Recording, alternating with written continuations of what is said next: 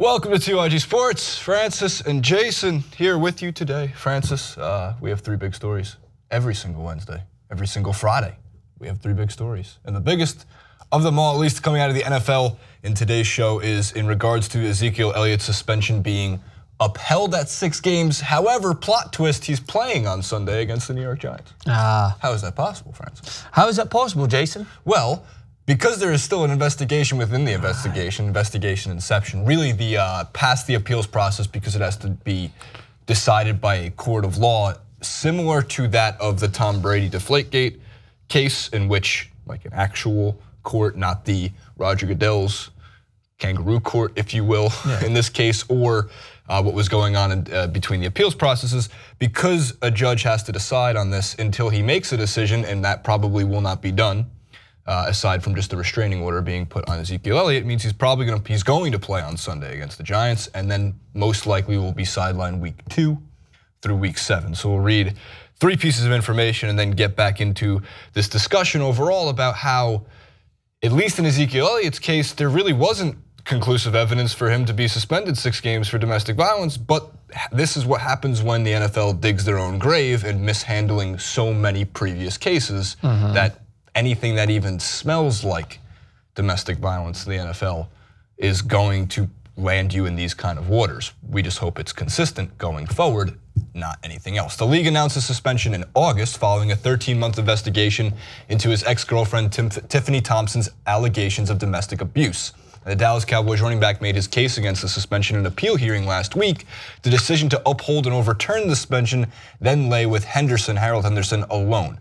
And then we move forward into the 2 tweets, at least in regards to why he's playing. So Zeke Elliott plays Sunday, could get a restraining order to stay in the field this season, could not get it in weeks 2 through 7. So this one's still up in the air, at least in terms of how long will he be sidelined. And I think Tom Pelissero also had one more tweet. Just got out of court and got phone back. NFL took position Ezekiel Elliott can play Sunday. Judges rules by 5 p.m. Friday on restraining order. So we'll know more after 5 p.m. East Coast time on Friday. Francis, we've talked about the consistency of domestic violence in the NFL and that it is a problem, not just by sheer numbers on a roster as to why. It also happens to be the sport, at least in this country, where these themes keep coming up.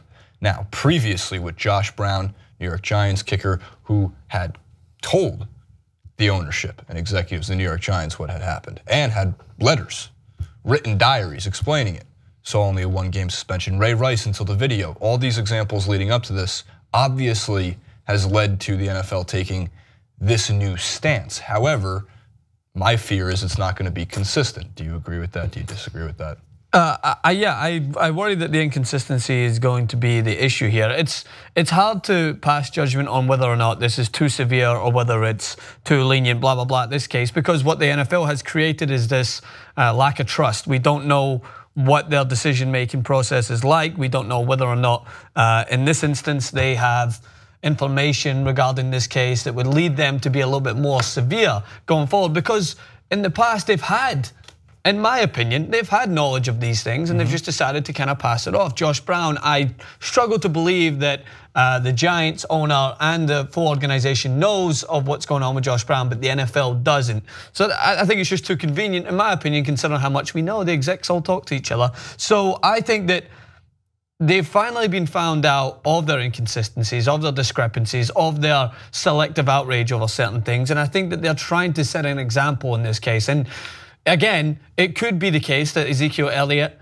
is not in as hot water as what is being put forward, and is actually innocent in this case, and he's just been used as a scapegoat. But that's just assumption. We don't know that yet. Or it could be the other side, where he is actually guilty of domestic violence, and this case would be used as a replica as to what they should do going forward. It's because the case is so cloudy. There's cases being made back and forth. The alleged victim has apparently come out and said she's going to take him for everything he's worth, and then Ezekiel Elliott claiming his innocence, obviously. So I just would rather not go into the details of the case and just try to talk about what the NFL is trying to do. And that is what we know what they're trying to do, is that with Ray Rice, Josh Brown, the list goes on, they have been far too lenient in the past. They have been caught out in an enormous array of horrible instances where they have just not really put down the hammer on a case that is prominent. We know it's prominent. It goes on and on and on. Part of the problem I have with this overall is that I think Ezekiel Elliot actually in this case is innocent. And I think that because look, the NFL is not an innocent until proven guilty league. They don't abide by those exact same laws as the courts do. However, in this case, I think the NFL was trying to scapegoat Ezekiel Elliott because he's the Dallas Cowboys star running back. And for them, you look at the names involved, Jerry Jones, Ezekiel Elliott, when Tom Brady was involved in his Deflategate mess.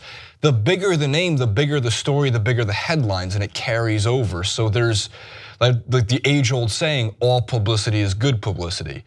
In this case, I think Ezekiel Elliott, at least according to the conflicting reports of there being inconclusive evidence and it being brought to the NFL that there was inconclusive evidence that domestic violence occurred, but the NFL reached a conclusion, a very shady conclusion that they said, not lawyers, not police officers, not anybody else but the NFL says, we think domestic violence, we think physical violence was used. And it's tough to trust the NFL's judgment on this case over police officers, lawyers, reports, anything that came with it, all the evidence added up. Part of the reason it could have led to this, and this is more speculation than not, but still, part of the reason was because the NFL has claimed that Ezekiel Elliott didn't fully cooperate.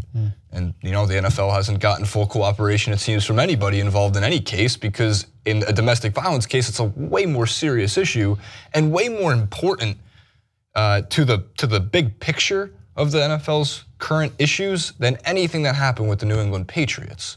What happened with Ezekiel Elliott, if this is the case though, right? So if this is the 6-game suspension and it's upheld and it was unfairly done, that means that no, it's not just domestic violence is the issue. It means if it smells like domestic violence, you're getting a 6-game suspension. And if we feel, as the NFL, we feel that there was even a murmur of it, then you're getting a 6-game suspension, which means there might be some people who were innocent that get suspended. But if there was something wrong, something off in that household, I'm not necessarily opposed altogether if they do this day in and day out with any report that comes out. But if the next instance is similar to this and they didn't cooperate and they lay down a 6-game suspension, well then you're setting another awful precedent that when somebody does commit domestic violence and there is proof, you're gonna treat him exactly the same as Ezekiel Elliott, who is possibly innocent? Well, no, you gotta make a harsher penalty for it because it needs to be rid from the sport altogether. It can't be seen as okay. Well, this even is 6 games. This is a precedent that they're setting because of their failures. That's what I mean. It's like who's been the least protected person throughout the NFL in the last 10, 15, 20 years is women. They're not protected because they're not. There's no example there. And I know that's a fact that people often put to the side because we're talking about the NFL and the superstar athletes and these guys who want to hold on a pedestal. But what about these women that don't see their case brought to justice and these athletes that commit atrocities on paper, which we know and have a lengthy history of? It's not like we're just plucking these ideas from anywhere. There's a lengthy history that this sport, more than any other, produces cases of domestic violence, and time again, leading up to Ray Rice and Josh Brown, it was excused by the NFL and considered no more punishable than weed or anything else, drug offenses, when it's physically laying on or throwing somebody onto a table of guns. Yeah, it's viewed upon as an equatable offense, and that is where the problem comes, and that is where I definitely feel what you're saying as well is like what happens now down the line, as we know. In most cases of domestic violence, I'm not jumping to any conclusions, but I obviously want to hear out what the victim has to say because domestic violence is almost a taboo still. It's the way that people don't want to talk about it, and therefore victims don't feel comfortable coming out. And when they do come out, they're scrutinized and they're took through the ringer.